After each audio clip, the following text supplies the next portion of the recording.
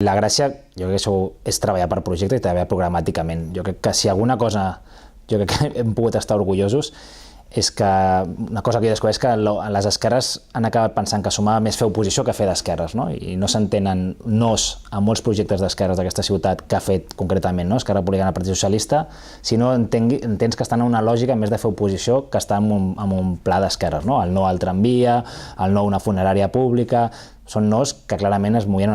La gràcia que hem tingut nosaltres és que hem pogut ser molt fidels al nostre projecte d'esquerres, no? Jo si estic a l'oposició estaré aquí, estaré clarament en un projecte d'esquerres, no estaré fent oposició per fer oposició, sinó estaré fent un projecte d'esquerres i estaré més al carrer, i si ens toca pactar qualsevol acord de govern, doncs serà en base a un projecte d'esquerres.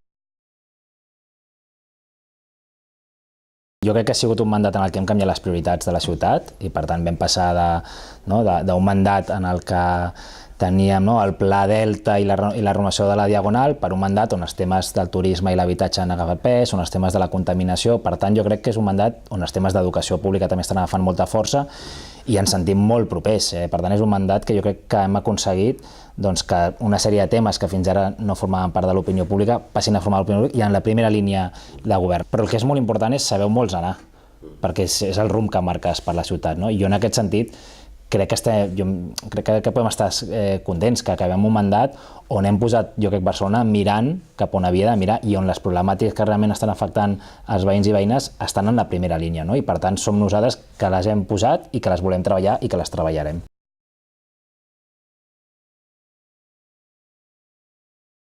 Plantar cara a una sèrie de poders per posar l'interès general. Jo crec que aquesta és la gran diferència. O sigui, quan nosaltres ens deien, escolta, encara voleu obrir més problemes? Doncs sí, hem vingut a canviar les coses i, per tant, a obrir problemes per fer emergir quin és l'interès general. Plantar cara a les subministradores, plantar cara als fons d'inversió, plantar cara als bancs que tenen pisos buits, multar-los, dir que volem unes empreses socialment responsables amb la ciutat, etc. Dir que el turisme ha d'estar regulat.